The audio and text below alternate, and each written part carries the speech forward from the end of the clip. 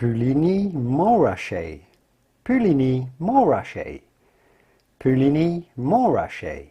The typical French pronunciation, Puligny Montrachet, Puligny Montrachet, Puligny Montrachet. Note that the T right in the middle of Montrachet as well as the T at the end of Montrachet are both silent. Puligny Montrachet, Puligny Montrachet.